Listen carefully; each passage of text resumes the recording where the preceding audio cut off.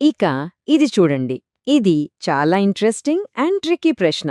ప్రశ్న నంబర్ 321. కింది ఉద్యమాలలో ఏది సరిగ్గా 100 సంవత్సరాల క్రితం జరిగింది? ఆప్షన్స్: ఏ. స్వరాజ్యోద్యమం, బి. చంపారన్ ఉద్యమం, సి. వహాబీ ఉద్యమం, డి. థియోసాఫికల్ ఉద్యమం.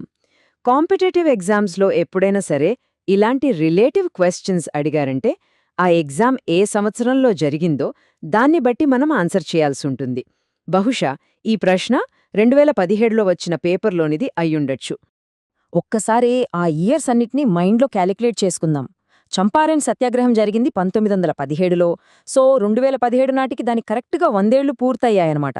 కాబట్టి లాజికల్గా ఆప్షన్ బీనే సరైన ఆన్సర్. మిగిలిన ఒకసారి క్రాస్ చెక్ చేసుకుంటే స్వరాజ్య పార్టీ స్థాపన జరిగింది 1923లో. వహాబీ ఉద్యమం చూస్తే 1820ల నాటిదో. ఇక థియోసాఫికల్ సొసైటీ స్థాపన 1875. ఇయర్స్ మీద కాస్త పట్టుంటే చాలు ఇలాంటి ఆప్షన్స్ని మనం ఇట్టే ఎలిమినేట్ చేసేయచ్చు. ప్రశ్న నంబర్ 322.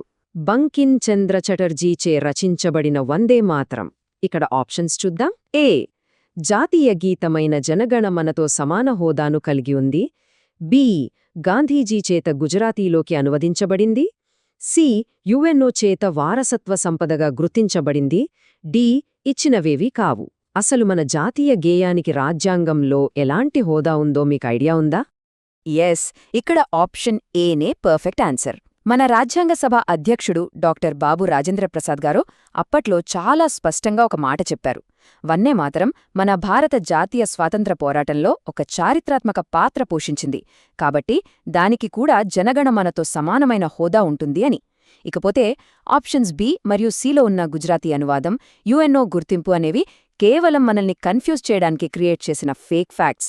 అందుకే మన రాజ్యాంగ చరిత్ర గురించి సరైన అవగాహన ఉండటం ఎంత ముఖ్యమో అర్థమవుతుంది కదా. తర్వాతి ప్రశ్న. ప్రశ్న నంబర్ 323.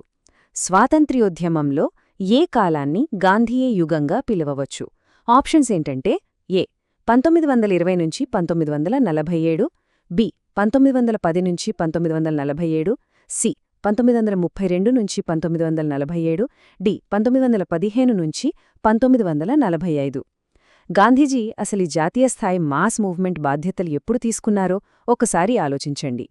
దీనికి ఆన్సర్ ఆప్షన్ ఏ. 1920 నుంచి 1947. గాంధీజీ 1915లో భారతదేశానికి తిరిగి వచ్చిన మాట వాస్తవమేనైనా ఆయన నిజమైన దేశవ్యాప్త నాయకత్వం అనేది 1920 నాటి సహాయ నిరాకరణ ఉద్యమంతోనే పీక్స్కి వెళ్ళింది. అప్పట్నుంచి 1947లో స్వాతంత్రం వచ్చే వరకు ఆయనే ఈ ఉద్యమానికే వెన్నముకలా ముందుండి నడిపించారు. కాబట్టి ఆప్షన్స్ బి, సి, డిలో ఉన్న కాల వ్యవధులు ఆయన నాయకత్వ శకానికి సరైన బ్రాకెట్స్ కావు. ఇక ఈ రోజుకి మన ఆఖరి ప్రశ్న. ప్రశ్న నంబర్ 324. జలియన్ వాలాబాగ్ హత్యలకు ప్రతీకారంగా మైకెల్ ఓ డయర్ను హత్య చేసిన విప్లవకారుడెవరు? Options: A. Udham Singh, B. Madanlal Dhingra, C. Madam Cama, D. Shyamji Krishnavarma. ఇందాకే మనం జలియన్ వాలాబాగ్ మారణకాండ గురించి ఎంతటి విషాదమో మాట్లాడుకున్నాం కదా. ఇక మనం మొదటి ప్రశ్న అదేనండి. ప్రశ్న 325. భారతదేశంలో బ్రిటిష్ వారి విభజించి పాలించు విధానానికి సరైన ఉదాహరణ ఏది అని అడిగారు. దీనికి కరెక్ట్ ఆన్సర్ ఏంతో తెలుసా? Option B. అంటే హిందువులు మరియు ముస్లింలు ఒకరిపై ఒకరు పోరాడుకునేలా ప్రోత్సహించడం.